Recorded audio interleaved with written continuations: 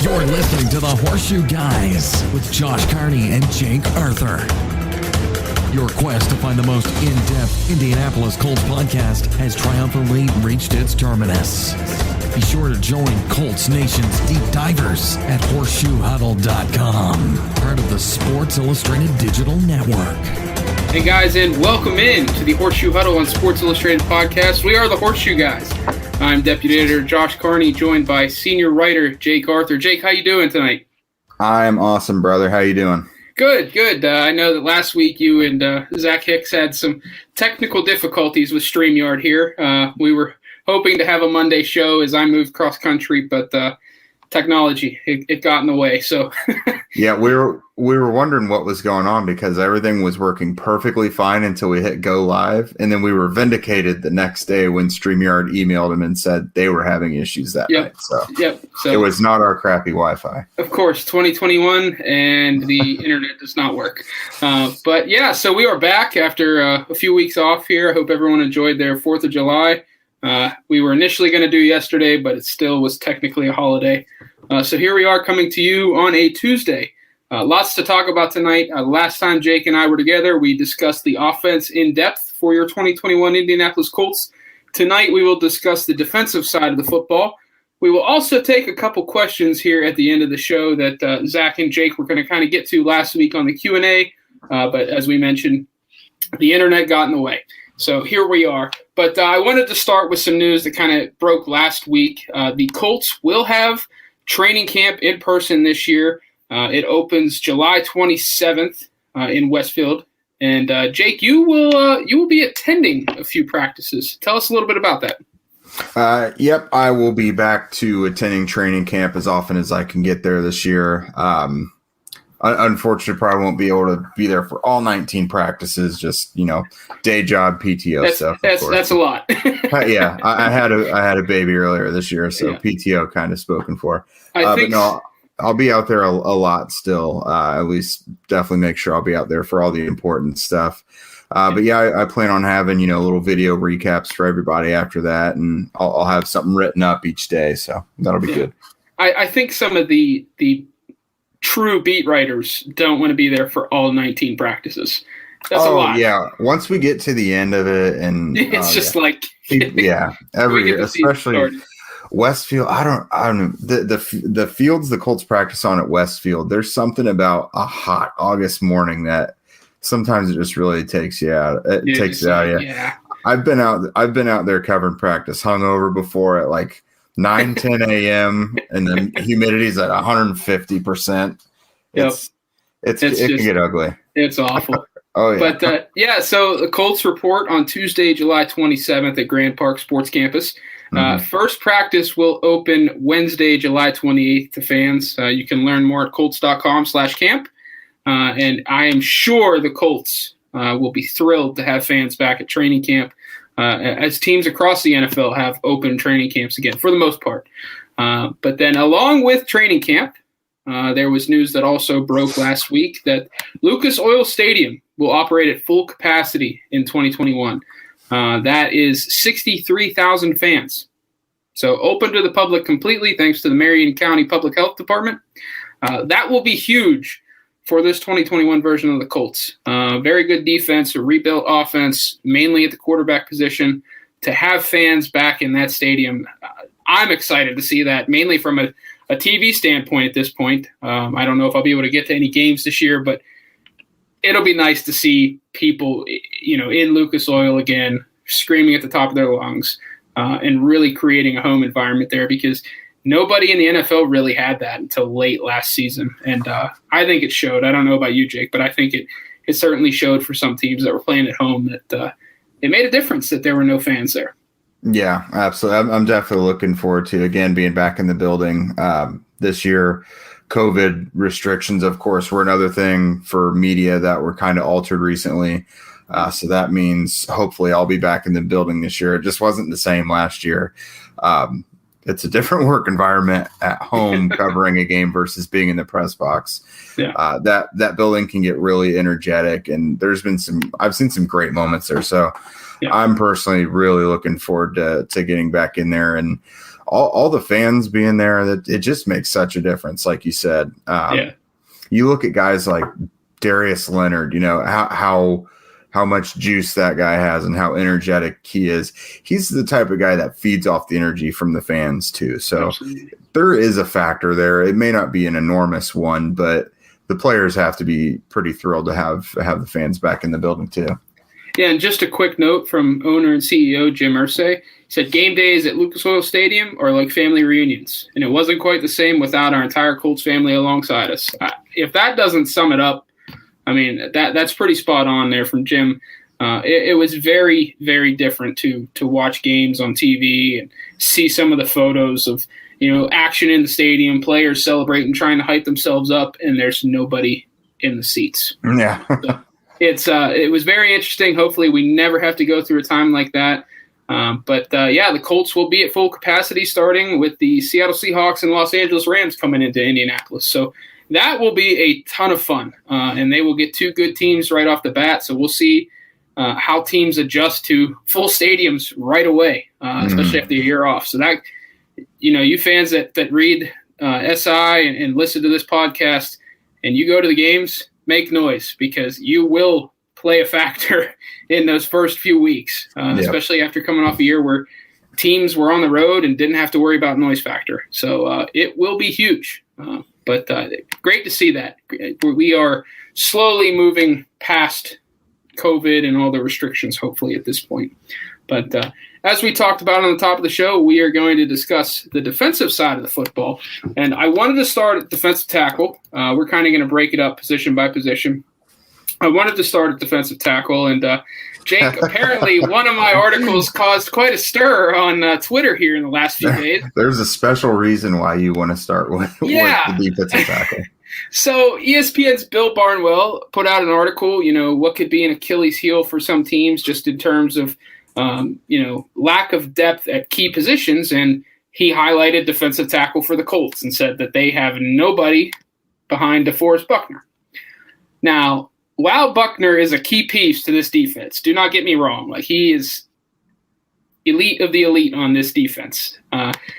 There's depth there. And, I wrote about it the other day. I think it was Saturday, July 3rd. And I just said, I disagreed with Barnwell's take. And somehow it turned into it was a Sports Illustrated take, and that I was basically off my rocker and completely missed the point on this roster. They are loaded at defensive tackle. In fact, I would say this is probably one of the strengths of this team.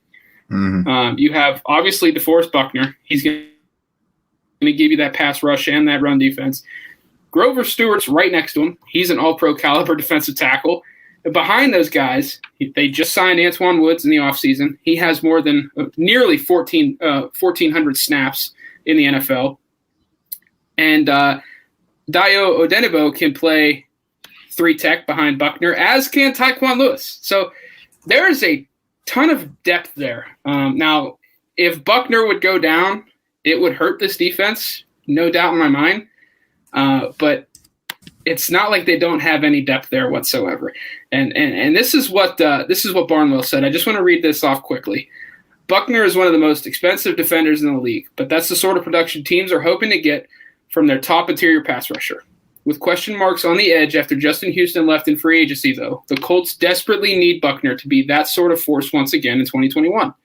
Their sack rate and pressure rate were both unsurprisingly higher with Buckner on the field, while the passer rating they allowed rose from 85.3 with him on the field to 107.2 without their star tackle. Fellow starter Grover Stewart isn't a pass rusher, and the Colts lost useful interior rusher Denico Autry to the Titans in free agency. All of that is true. All of that is true. But to say that they don't have depth there, and if Buckner goes down, the defense is done, that's a stretch to me. And that's what I wrote about, And somehow it turned into SI missed the mark. This guy doesn't know what he's talking about. And that was a little frustrating because I put in the article that I disagreed with Barnwell. So I want to talk about the defensive tackle depth. We know Buckner is an all-pro caliber guy. He's going to make the Pro Bowl year after year. Grover Stewart's probably one of the more underrated players in the NFL on the defensive line. Granted, he doesn't have the flashy pass rushing stats, but he is an elite level one tech. Zach Hicks has covered him extensively in years past and really brought him to the light. So check out Zach's Twitter feed. I'm sure you search Zach Hicks and Grover Stewart, you'll find anything and everything under the sun. Those two together, Jake, I think are probably top 5 interior defensive tackle tandem in the league. You think, are we on the same wavelength there? Yeah, I'd have to agree with that. The Colts will give contracts to guys that may seem sneaky, but it's how they truly value them. Like Kenny Moore, for example, the summer of 2019, they made him the highest paid nickel in the league. And now a lot of people consider him the best nickel in the league or one of the top 2 or 3. Grover Stewart, I don't think he was the top like one tech or nose, but they made him one of the highest paid. And a lot of people quietly do consider him that. Those guys, the bigger interior defenders, the noses, the one techs, since they don't put up those gaudy stats, it takes a lot of work and recognition and a lot of team success usually for them to get recognized. Like Snacks Harrison was so good for so long until people started really widely considering him one of the best. I think, Casey Hampton with the Steelers, you'd be very familiar with that one. Those it's beyond the stat sheet kind of stuff. They take up space. They totally eat up everything in the run game. And Grover does kind of penetrate the backfield occasionally as a pass rusher. So I would agree. Defensive tackle is not a weak spot for the Colts. They've kind of got some young names to look at too. And not to mention, like you said, Antoine Woods, that's a pretty good third defensive tackle to have. Rob Windsor's all right. Andrew Brown has played some in the league. Taylor Stallworth is pretty quality. If that's your fourth defensive tackle, that's a really good fourth defensive tackle to have. Cameron Klein is an intriguing guy who can play a little big edge and some 3 tech as well. But the Colts, I don't feel like they've invested a ton specifically in that position because they're so multiple on the line. Taekwon Lewis can play inside and out. Isaac Rochelle can play inside and out. Like you said, Odengbo inside and out. Kwity Paye probably will as well. They don't need just pure defensive tackles because they've got so many guys who can play inside and out, and they want to use those different packages. So you have to look at the entire defensive line when considering the defensive tackle position for them. And I think a problem too with a guy like Bill Barnwell, like he's a very smart guy. I'm not knocking Bill whatsoever. He's got a great podcast. I enjoy reading his stuff. I think the problem though with the DeForest Buckner take was I think he may have looked at PFF. PFF did an interior defensive lineman ranking. DeForest Buckner was 5th. Grover Stewart's not in the top 32, which is a travesty. But again, you mentioned one techs don't get any love unless the team is doing well. But like David Whiteley here, they got Dio and they signed Woods. Exactly. Odengbo can slide inside to that 3 tech. He could even back up Buckner or take Buckner off the field occasionally to keep him fresh. And when Dio is healthy, can, kind of rotate snaps there, especially in pass rush situations. Kwity Paye could slide inside. Al-Quadin Muhammad could slide inside. They have guys there. It's not like Buckner's the only piece on that defensive line. And if he goes down, you might as well not have a defensive line out there. But that was the point of that article. It's like they have guys. The tape shows that they have guys. Antoine Woods, that might be their most underrated signing of the offseason. It really that guy's tape is pretty solid. He's not the flashiest, but he brings experience. He can play 3 tech, 1 tech. He can rush the passer. To me, they're set inside. And one guy I want to see in training camp is Rob Windsor because he could get after the passer at Penn State. So we'll see there. But, yeah, a lot of heat, Jake, coming my way the last few days. And it's like it's not even my take. I'm in agreement with you all that are saying that I'm incorrect here. Like, I like the depth there a ton. So – but you mentioned multiple along the defensive line. I wanted to slide out to defensive end. Obviously, they lost Danico Autry and Justin Houston. Although Justin Houston hasn't signed anywhere, he's not coming back to the Colts, so he's a loss. They did draft Kwity Paye. They did draft Dayo Odengbo. They signed Isaac Rochelle in free agency, and they retained Al-Quadin Muhammad. There is a lot of talent here. I know that a lot of it's unproven. Ben Banogu is there. Hopefully this is the year that he puts it together. Hopefully Kamoko Toure stays healthy. There's talent here, and I know it was a big question mark heading into the draft and free agency, Jake, but now that we're just a couple weeks away from training camp, how do you feel about this defensive end group? I really like it. I think the potential there is crazy. I don't know if as a group it's going to come up this year, but I would expect by 2022, defensive end should be one of their top position groups. Absolutely. There's just so much potential there. Taekwon Lewis, this is the first time that it looks like he should be in the running for the starting strong end spot. And year 4, I mean, you've got to assume if he's going to be the full-time starter, there should be even more improvement there. And he looked really good last year. Yeah. As a rookie and last year, whenever he's been given extensive play, he's looked pretty good. Isaac Rochelle, even if it's just status quo for him, that's an okay depth piece for them. Kwity Paye, I don't expect him to be uber productive because, I mean, he's a rookie, but I'm kind of setting it at about 7 or so sacks this year, which is somewhat comparable production to Danico Autry. Muhammad is going to get you a couple, 2-3 sacks, whatever. But Toure is a huge X factor. That's your fastball out of the bullpen, basically. Because if he's going to be their third end and he's healthy, he looked really good before he got hurt. PFF, I know we've talked about the inconsistent ranking or grades and everything there, but he was their number 1 edge defender through those first 5 weeks before he got hurt in 2019. So he's really shown that he looks good. And when you're up in that press box, just for example, and you can see, the real life all 22 in front of your face, you see his get off and he can just bend that edge. He's so quick around it. And there's not a lot of good ways to counter that as an offensive tackle all the time. Right. Ben Banogu, I mean, getting anything from him at this point would be awesome. Yeah.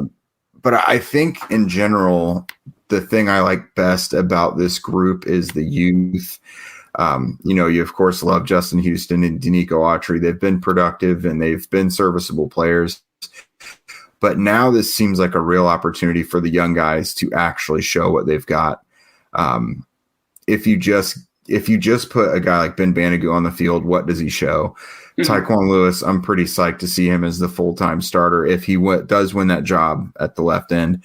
I just want to see these young guys get to play and develop on the field and not be shelved away on the bench if they're not being productive right away. I know practice goes a long way for them.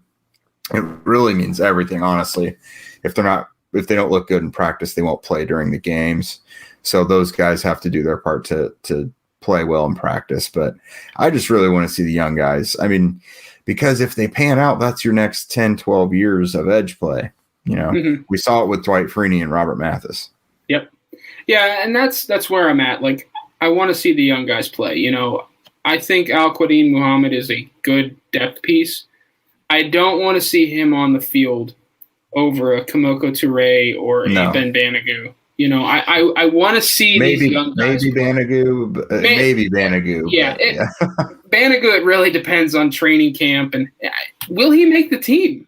That's the question. But if he does make the team, I want to see him on the field. Like, we have to find out. We know what Muhammad is.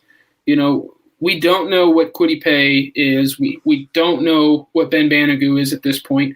I think we kind of know what Kamoko Toure is, and there's a lot to like there when he's healthy.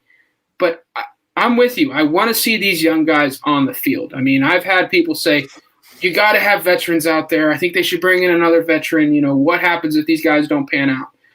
Part of rebuilding a position group and going young is letting these guys grow through mistakes. They have to become veterans themselves. Right. You can't become a veteran without playing. I mean, So I want to see these guys on the field. I cannot wait to watch Kwity Paye week to week. Like, I cannot wait for that Monday night coach's film drop on Game Pass so that I can just focus on number 51 on defense. Like, that's what I'm looking forward to, because I watched a lot of him coming out of college at Michigan. And then once they made the draft pick, I went back and watched him again. There's a lot to like. Is he raw? Yes. But I can't wait to see what he does in the NFL. He's such a fun watch. Like, and he's just a great backstory too. So that's a guy that you can easily pull for. But yeah, I'm in lockstep with you, Jake. I need to see the young guys play. Like, no more of this. I don't want to see Isaac Rochelle playing at 30 snaps a game because he's a veteran and Matt Eberflus can trust him. Like, play the young guys. Yeah, that's been the Al-Qadim Muhammad thing the last couple of years. Yeah. So we'll see there. But I wanted to shift the linebacker.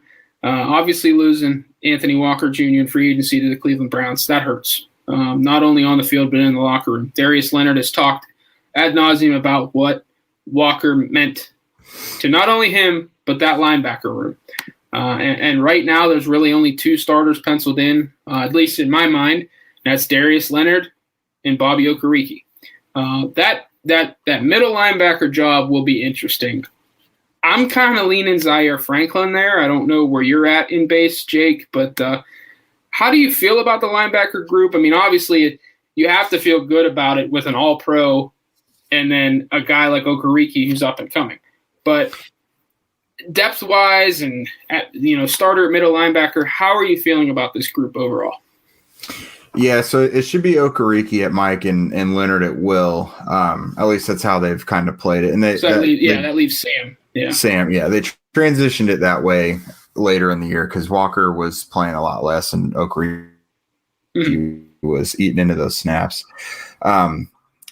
I think Zaire Franklin is probably going to be the favorite for that, but I wouldn't mind seeing EJ Speed win that job. Yep. I mean, he's got to win it, but if that's their three starting linebackers, Leonard, Okereke, and Speed, that is a crazy athletic starting linebacker group. Because that's all those guys calling cards right there. They're big, long, and athletic, fast guys. Like that'd be a really good group to have. EJ Speed is a Chris Ballard guy, like height, weight, speed. Yeah. Honestly, I'm really comfortable with Leonard and Okereke, so it almost doesn't matter who the other starter is, though, because they're only going to play a few snaps a game generally. So what the Colts will get in having Bobby Okereke starting at Mike over Anthony, who's now at the Browns. Walker was a very cerebral player. He was a coach on the field type. So rarely was he out of position. Now, physically, he may not have always been able to be in the right place because, there was a cap to his athleticism. He was adequate, but Okereke's more rangy and he's probably going to make more splash plays. But he's a smart guy too.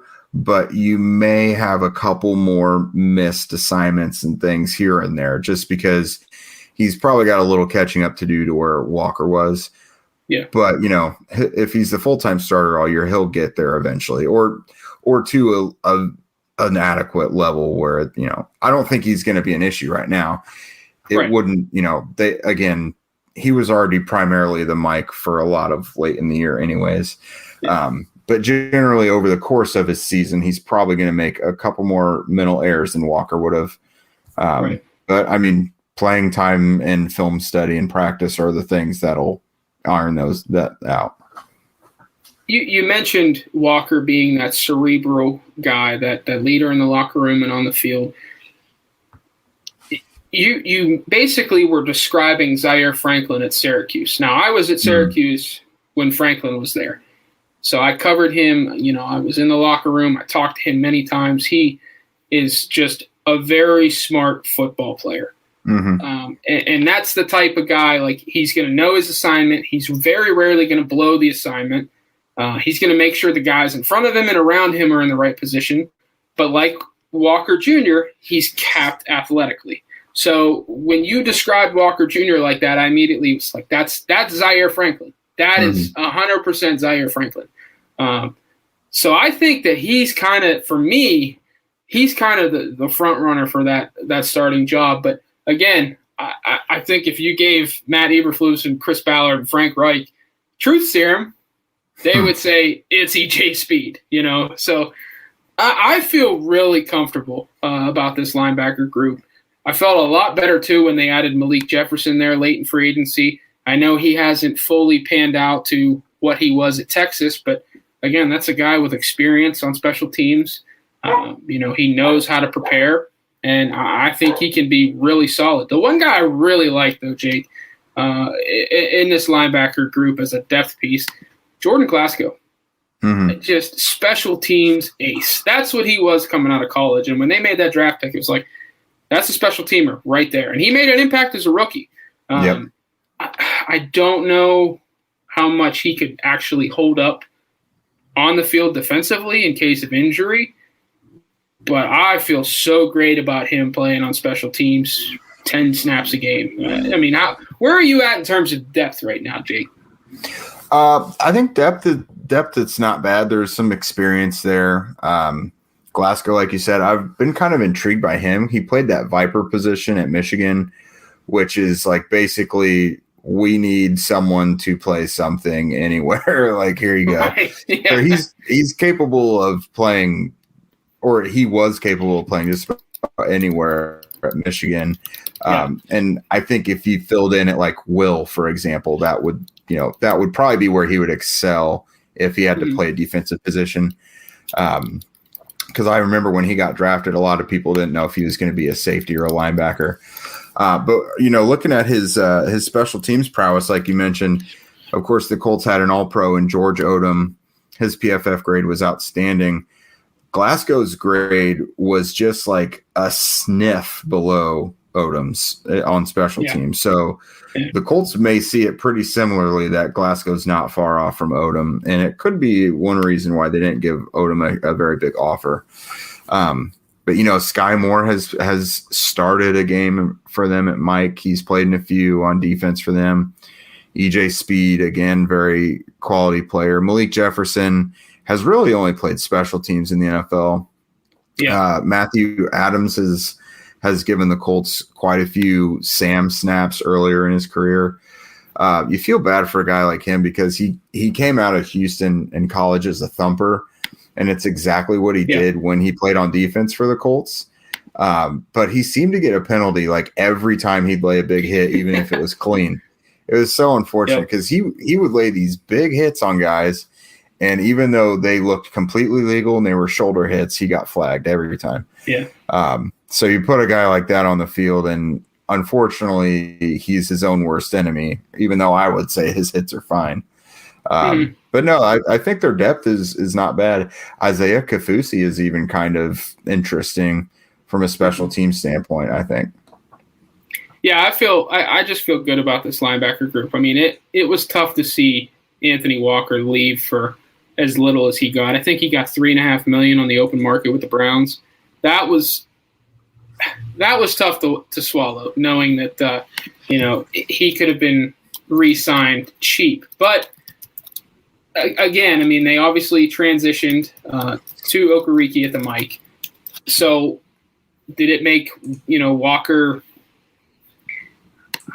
I'm searching for the right word here. Did it make him obsolete on this defense? Maybe. But, man, when you lose a veteran like that for $3 million, it's tough to see, knowing what he meant, on the field and in the room. But, I feel good overall about this linebacker group. You wanted to say something there. Yeah, I was going to say I almost think it was by design that they drafted Okereke to be Walker's eventual replacement. And by the time Walker became a free agent, they liked Okereke enough and were comfortable with him being his successor to where not that Walker was never going to get re-signed, but he was one of the least likely, it seemed. I just wonder, and you can tell me if I'm wrong here and, barking up the wrong tree, but I just wonder if he could have shifted to that Sam role. If they're not going to play a ton of snaps, I wonder if he could have just been that Sam guy in base, could back up Okereke in base and dime, in case of injury. but still have that veteran leadership in the room. Ballard has talked about the culture constantly, but it's hard for me to go, okay, that was a smart move because it was 1 year, $3 million, considering the cap space that the Colts had. So I think that could have been an option, but at the same time, I don't know if they would have wanted to do that to him because he could have gone somewhere and started. Right. I kind of assumed he was going to go somewhere and sign for more money than the Colts would have been willing to spend. And I thought he would have gotten $6 or $7 million a year. Honestly. Yeah, and be a starting inside linebacker in a 3-4 defense or something. That's kind of what I thought was going to happen. I think if the Colts needed him, they would have been more than happy with $3 million. I don't know that it was a money thing, but yeah, I just think Okereke being around kind of made Walker a little expendable. And I don't even know if he's going to start in Cleveland, not to turn this into a Browns podcast, but you look at how much they've invested in linebackers the last few years. Yeah. I'm not sure he's going to even start there. So it's interesting. But I think we're in lockstep. We feel good about the linebackers at this point. So I wanted to move to cornerback. A lot of intrigue here. We know Kenny Moore, whatever way you want to slice it, is the number one cornerback on this roster. Played 97% of the snaps. He's cornerback 1. Xavier Rhodes is cornerback 2, the number 1 corner on the boundary. We know Kenny Moore's the slot guy. Cornerback 3, boundary corner number 2, is the one up for question right now. Is it going to be Rock Ya-Sin? Is it going to be Marvell Tell? It's a little concerning that this position is up for grabs, but at the same time, that tells me that depth and talent is nowhere near an issue at this position, and that competition breeds greatness. And no matter what happens, you're going to get a guy out there that has earned it, has held off a lot of talented players, and the Colts secondary is going to be stronger for it. So I wanted to get your thoughts. I don't want to spend too much time on Moore and Rhodes because we've talked about them. We know how good they are in this system. I want to focus on cornerback 3 and depth. You have, as I mentioned, Rock Ya-Sin, Marvell Tell. You have Isaiah Rodgers, TJ Carey also battling for that position. Where are you at right now with those 4 guys, and who do you see emerging as that starting boundary corner number 2 in Matt Eberflus's system? Yeah, gun to my head, I think it's still Rock. I think he does enough. I think they like him enough, and I think he does enough in camp to hold that spot. It seems like James Rowe, the new cornerbacks coach, seems to think they could fix him by fixing his hands, which that has been his biggest issue. He's too aggressive with his hands. He's too grabby. If it weren't for all the penalties, you could live with the amount of times he's beaten in coverage. Because it's not egregious. Like, if it weren't for the penalties, a lot of fans wouldn't say he sucked so bad. Honestly, they can say otherwise, but really, without the penalties, it wouldn't be as big of a deal. But man, so let's say devil's advocate that he doesn't win it. I truly don't know who I would give the edge to. TJ Carey has the veteran edge. I think Eberflus would be comfortable starting him in an instant. He plugged him in, had to plug him in a couple times last year for Rock and I think Rhodes for some starts throughout the year, and he did pretty well. But if Marvell Tell looks really good, then why would you not go in that direction? The Colts, if a competition between a young guy and a pretty older veteran is close, they'll tend to go with the younger guy. So if Marvell Tell looks like the real deal, and with a guy with that size and athleticism, I don't know why he wouldn't be successful in a defense like this. Then he could earn it. Isaiah Rodgers, they finally played him a little bit defensively in the Buffalo game, but they kind of had to. Yeah. So some injuries forced that a bit.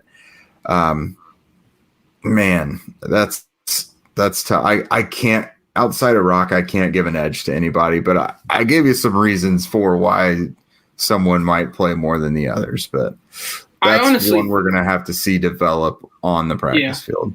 I honestly, right now, I think I would lean Isaiah Rodgers. just from what we saw in that. I know he gave up a touchdown one play after nearly making a spectacular interception, but he has a ton of speed and athleticism outside, and he looked really confident stepping in off the bench cold. I think Eberflus would like to have Marvell Tell as kind of that chess piece, can play some safety, can play some corner. I don't think that they want to truly lock him into a position right now. And TJ Carey, I think I'd just rather have his depth. But, man, if Rock Ya-Sin loses this job in training camp, I'm not going to feel like, oh, this is the end of the world, because they have so much depth there. And it doesn't matter where a guy was drafted or, how much was invested. The best guy is going to take that job. And if it's not Ya-Sin, someone's good enough to take it. I do think, though, if they fix his hands and they get him to stop grabbing, stop being so aggressive. Like, he has the feet and the speed to stick with guys where he doesn't need to grab them or be overly physical. I think if they can just get him to fix that, he'll be fine. But I feel really, really good about that competition. Like, it's very rare that you see 4 guys that you're like, this is awesome. Like, this is going to be a heck of a battle. It's not a battle of like, well, this position stinks. We need someone to take it. It's like we have 4 guys that could be starting corners somewhere in the NFL. So that's huge, and that speaks volumes to Chris Ballard's roster building, which we'll touch on here in a little bit. But who's the one guy you're looking forward to watching in training camp and preseason at cornerback, Jake? Marvell Tell. Yeah, I was a big fan of his as a rookie. Circumstances kind of made it so that we didn't see him last year. He was a COVID opt-out. Yeah. But no, I was a big fan of his as a rookie. I thought he transitioned quicker than expected from free. He was a college free safety and then went pretty seamlessly to corner. Just his physical tools makes his potential at corner really good. Tremendous athleticism and explosion, and he's got great length. I think he's like 6'2", has 6'2", 195. Yeah, decent arm length as well. So that's a guy where if they hit with that, then he's got loads of potential. So he's definitely the one I look most forward to seeing. I'm going to say Isaiah Rodgers just because I love speed at corner and I love ball skills, and I think that's what he has. But going back to Marvell Tell, could you imagine the Colts trotting out Xavier Rhodes, 6'1", 218, Marvell Tell, 6'2", 195? I mean, I get poor man's Legion of Boom vibes there. If you remember those great Seahawks teams, Richard Sherman was 6'2", 200. Brandon Browner was like 6'3", 220. And they just took guys away. Now, granted, the game is called a bit differently now in the passing attack, but length, disruption at the point of catch, that still plays. And I think those two can do that at a high level. It could really help the defense take off. Yeah, Chris Ballard would absolutely love that if he got some enormous corners, because we always kind of thought he wanted his defense to be similar to that Legion of Boom type. If he was going to model it after a defense, kind of thought that was it. So, yeah, that makes a lot of sense, and I think he'd be a big proponent of Marvell Tell taking hold of that other outside spot.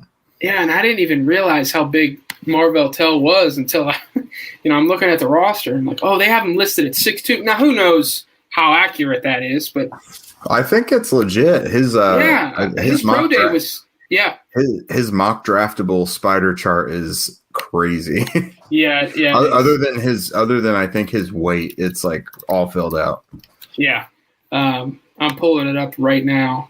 Marvell Tell 2019 was 6'2", 198, 80-inch wingspan, 33 1/8 inch arms, and a 42-inch vertical.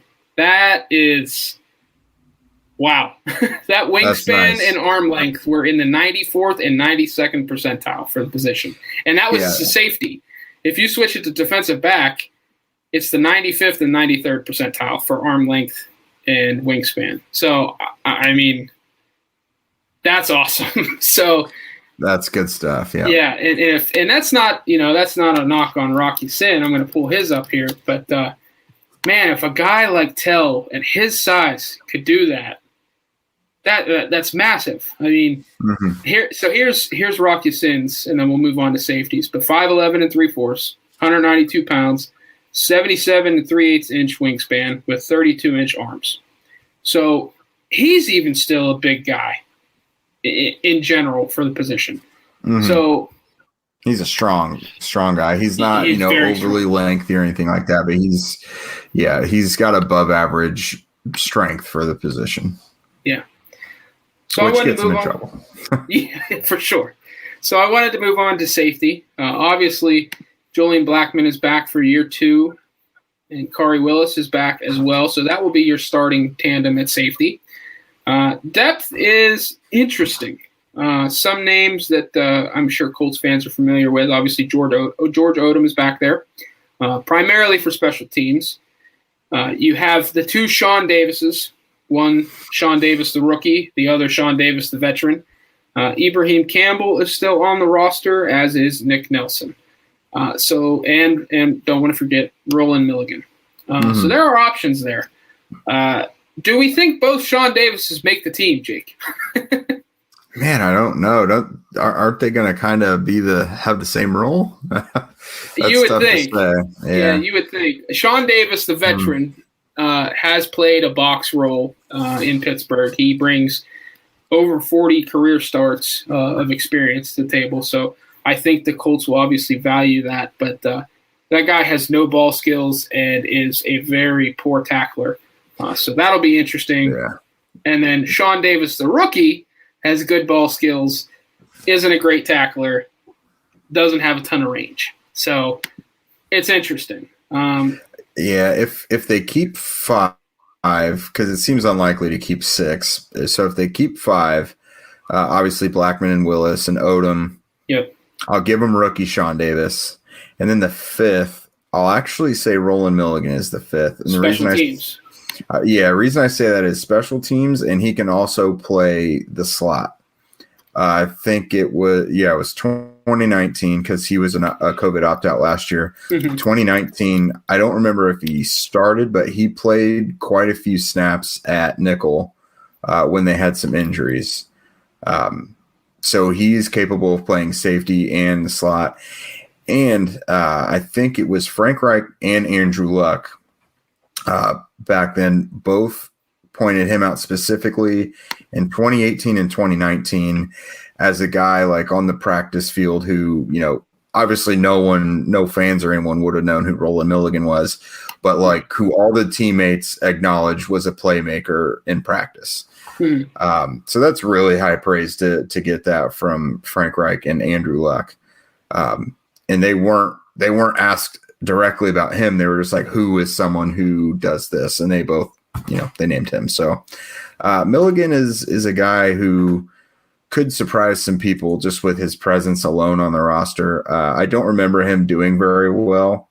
I don't think he did when it came time for the games. Yeah. But he was kind of forced into that.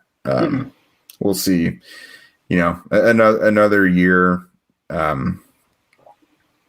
That'll be interesting. But he can do a little more than a lot of the other safeties can. Yeah. That's interesting. So do you think they do keep 5 or do you think it's 4? Oh, man. I lean that they probably have to keep 5 just because George Odom feels like strictly a special teamer. Like I know that he can handle some snaps defensively, but you don't want him out there. I'd say 5. And honestly, earlier in Odom's career, when he played defense, he looked pretty good. I just don't know why the last few years they've been so opposed to playing him on defense. And there's been opportunities for it.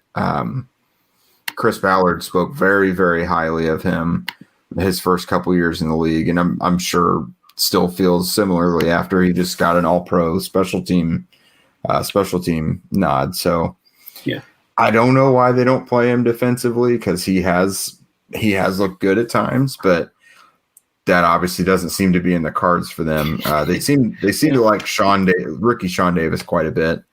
And again, Roland Milligan can do a couple different things that some of the other guys probably can't. So 5 is my guess. Just spitballing here. I'm not advocating for it, but one name still remains on the market. And Jake, you wrote about this last week. Malik Hooker is still out there. Mm-hmm. Now, he knows the defense. He can provide depth. Obviously, he's had issues with injuries in Indianapolis, and I'm sure most of the Colts fan base is like, I'm done. Let's move on.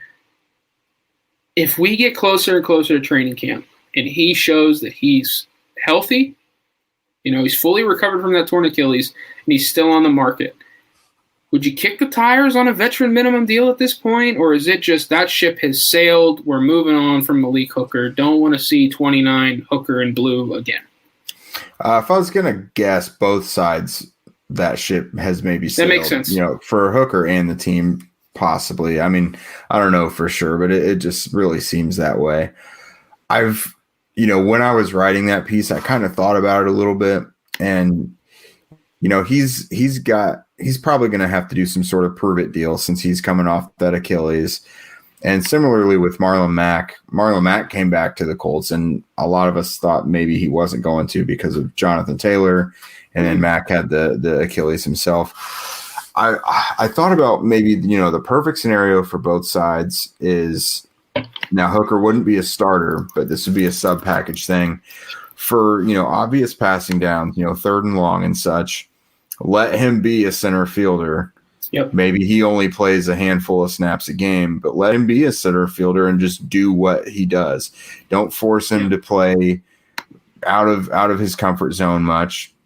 I mean, you want your guys to fit into your defense, but you also want to use your players for what their strengths are. So shoot, and 3rd and longs, obvious passing downs and stuff. If you're going to re-sign him, again, I don't think it'll happen, but just put him back there. Let him be center fielder. Let him go get the ball. Yeah. Maybe that few of snaps helps him stay healthy all year. Maybe it helps him grab a couple picks, and then other teams like what they see, and he gets a bigger deal next offseason than he would have this year. Yeah. All right. So we have recapped, or previewed would be the right word, previewed the Colts defense as it stands today on July 6th for the 2021 season. Jake, how do you feel about this defense as a whole? Are you leaning inside the top 10, or is it in that 10 to 15 range? Just where are you at in general with this defense overall? Probably the 10 to 15 range. I think they've got top 10 potential, but there's a lot of youth and question marks that have to be answered first. I think in order to really hold on to a top 10 defense, you have to have some pass rush, and their top 2 exterior rushers are gone in Houston and Autry. So they're going to be welcoming new starters there. I don't think there's going to be much of a hiccup in moving to Okereke over Walker. The defensive backs, health is a thing, but if they're healthy, I really, really like it. I especially think Julian Blackmon, I think he could really, really make some noise this year. Mm-hmm. He's healthy all off season. He's not having to prepare for the NFL draft this year either. So he's already such a smart player. He's already getting some love as one of the better safeties in the league. I wrote the other day that Touchdown Wire had him as the number 9 safety in the league, I think. Yeah. So having a guy back there who is so smart and instinctive playing the back half, but who also sees everything developing in front of him and can make plays.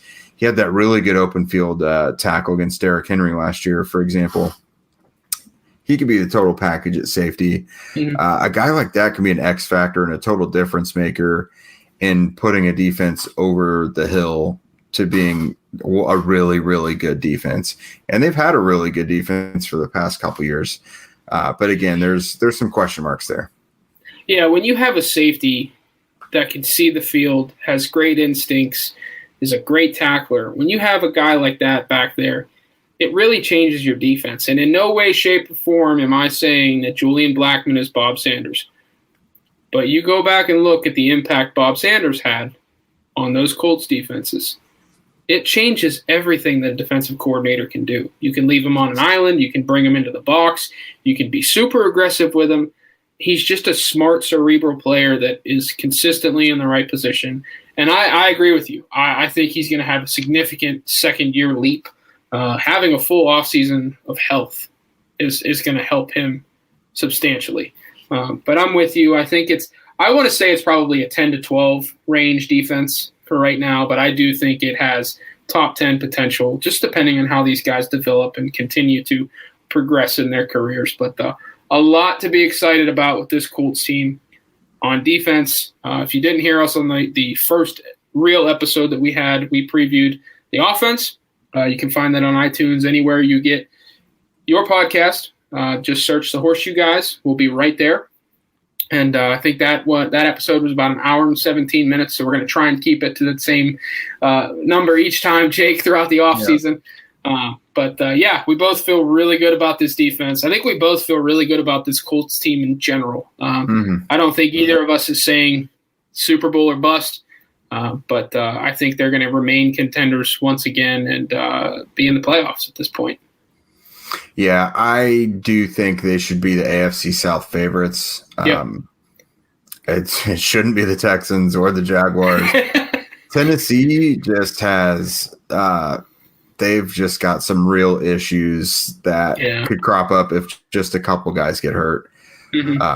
Of course, having Julio Jones and Derrick Henry looks great, but that defense is still not great. And again, if either of Henry or Jones gets hurt, they could really be in trouble. Of course, you have A.J. Brown, but then there's not much else there on offense.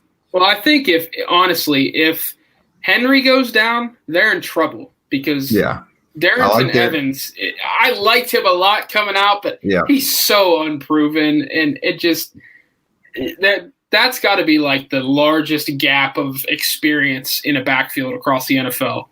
Going from here's all-pro Derrick Henry to a guy that had, 25, 30 carries last year. So we'll see. But, we'll see. But Henry is, interestingly enough, today is Brandon Jacobs' birthday. Former New York Giants great running back.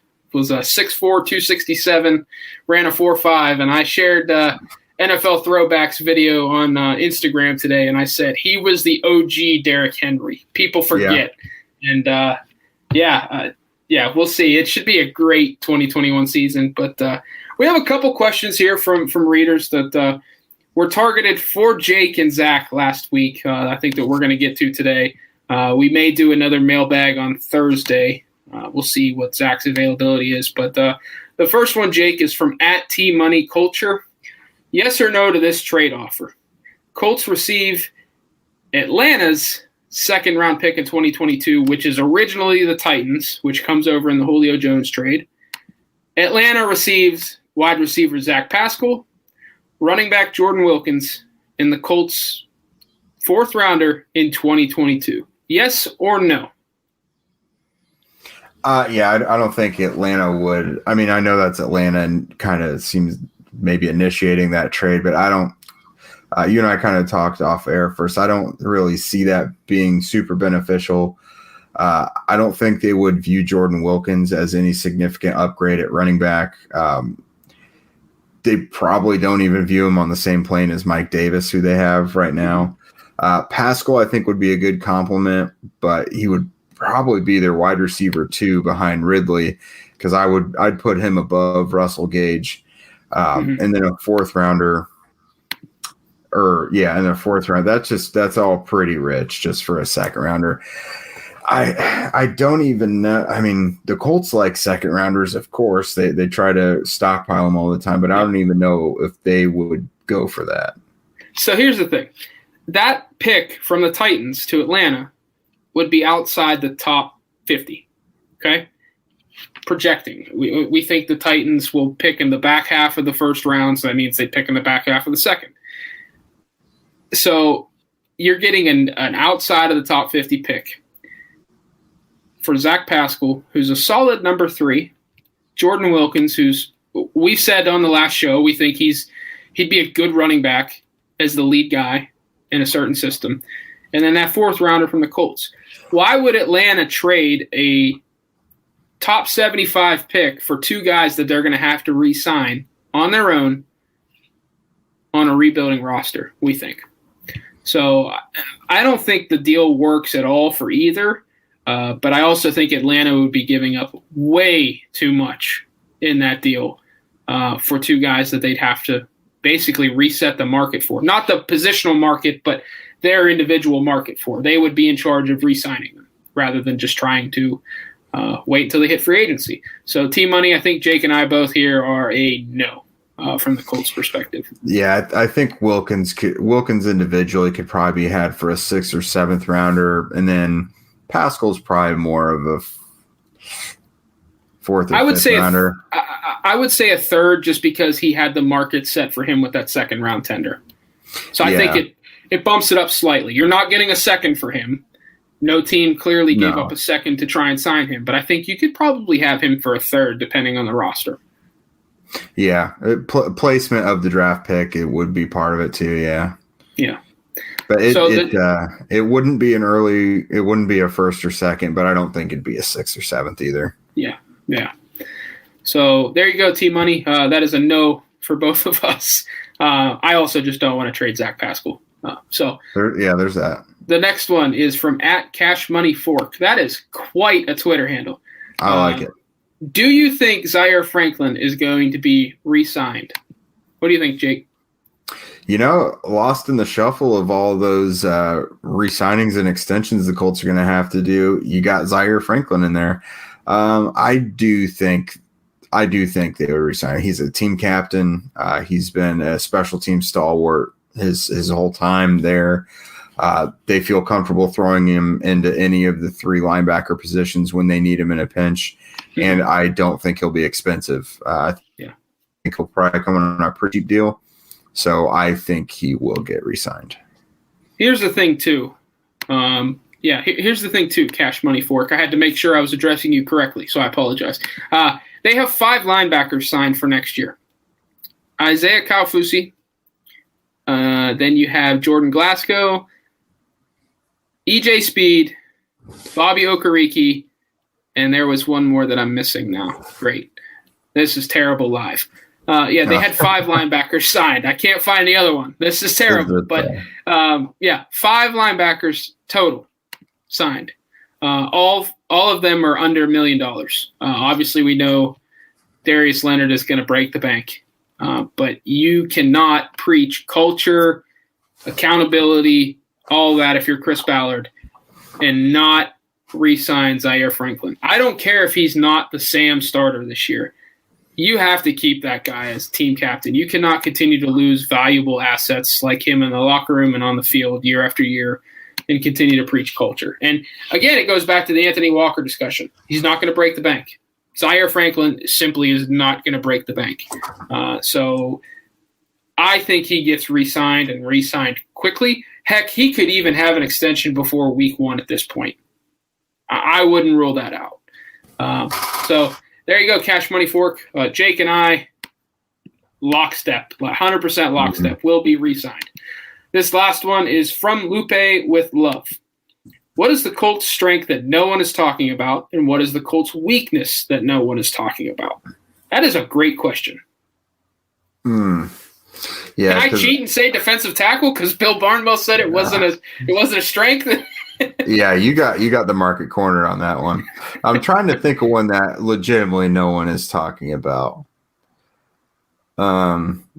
Just in the spirit of no one ever really talking about this, I'm going to say the return game. Ooh, I mean, I think people do know how dangerous the Colts return game is, but it doesn't really get mentioned enough. Starting kick returner Isaiah Rodgers, 1 kickoff return for a touchdown as a rookie. Let's see what he looks like next year after a whole year of introduction to the NFL. Should be even better.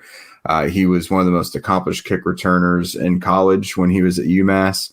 Nyheim Hines has a couple of punt returns. Both of those guys were among the best kickoff and punt returners, respectively, in the NFL last year. So I think that's probably an area that people got so comfortable knowing they have such a good unit there that it just doesn't get discussed much because they're just everyone knows about it. But yeah, let's say nationally, no one's talking about it. The Colts have, as a tandem, they've got to have one of the top 3, top 5 return specialist units. They have to. Yeah, they have to. I'm not going to go defensive tackle depth because we talked about it early. I'm going to go kind of where you went, but I'm going to focus specifically on one area of the receiving core, and that's the ability to create yards after the catch. Last year, that group finished top 5 in the NFL in yards after catch. Granted, they didn't take the top off a ton. I think that had more to do with Phillip Rivers than it did the actual guys on the roster at receiver.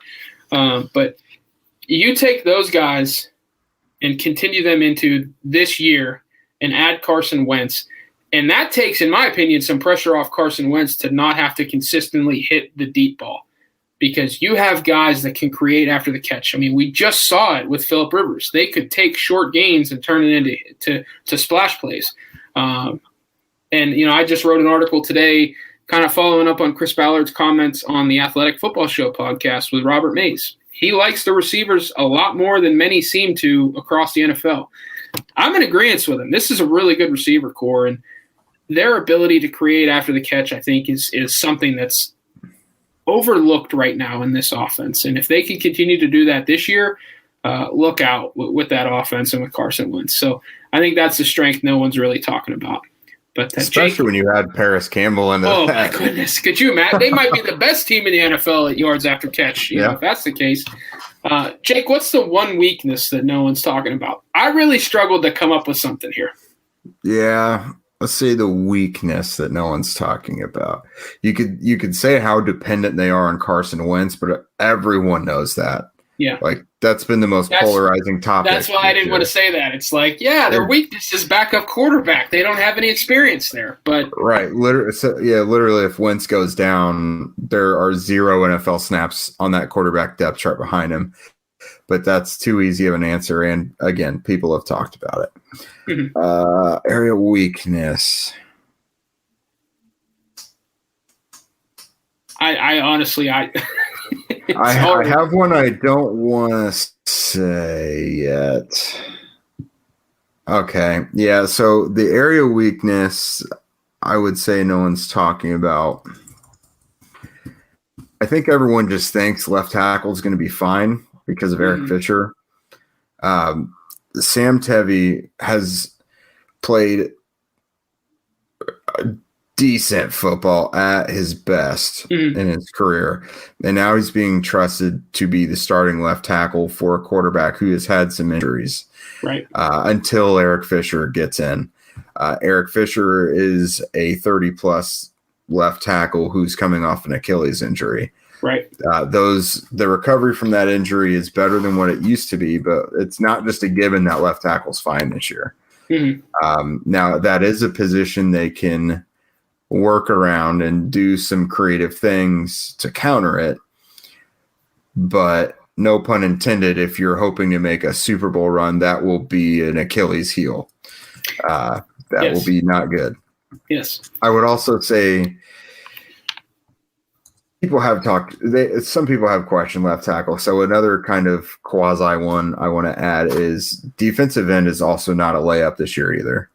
You've got a lot of young, exciting pieces now, but I could see that being way more productive in 2022 than 2021.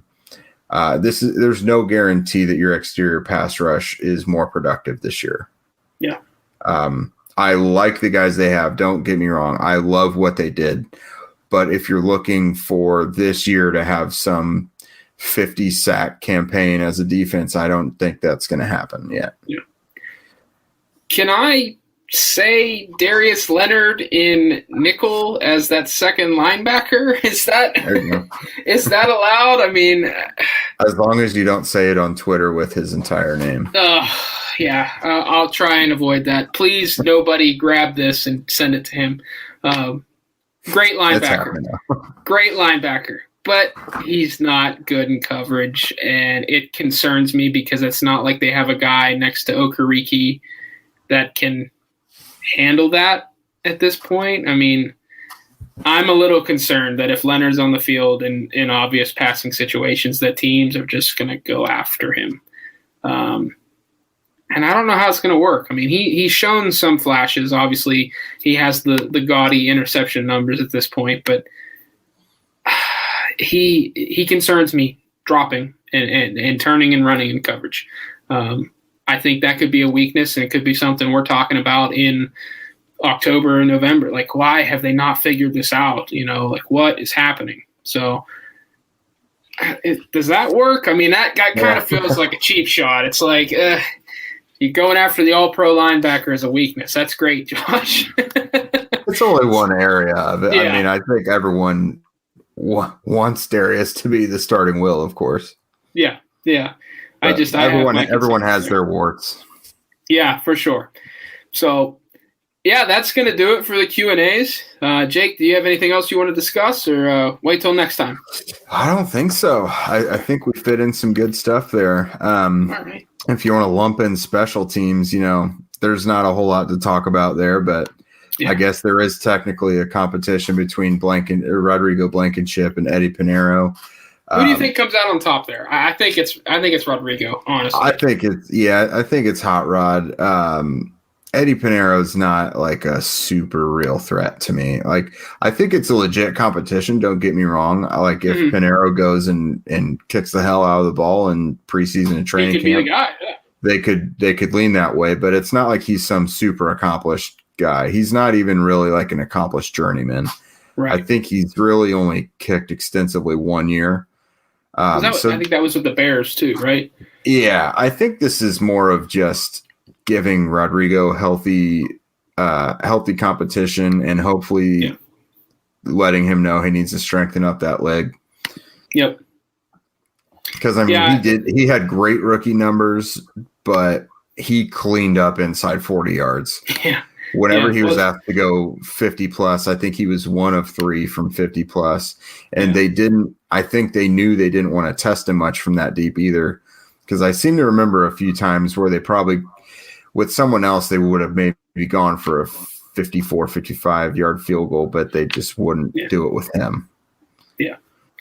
Yeah, not much to talk about, honestly, on special teams. I mean, we'll see once the season or the preseason starts. I think it's Hot Rod all the way. But, that's going to do it here on the Horseshoe Huddle on Sports Illustrated podcast. We are the Horseshoe Guys. You can follow Jake on Twitter at Jake Arthur NFL, and on Facebook you can find Jake.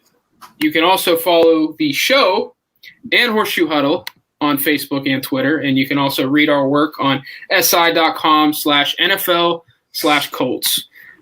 We are there daily. Myself, Jake, Zach Hicks, and Andrew Moore are churning out content, trying to keep you guys up to date on all things Colts in the offseason as we try to slog towards training camp. But, hopefully we get some real football news here soon, other than trying to just preview stuff. But always fun, Jake. I enjoy doing this when we're together, and hopefully we'll get this rolling here on a consistent basis now that we're both settled in. Yep, absolutely.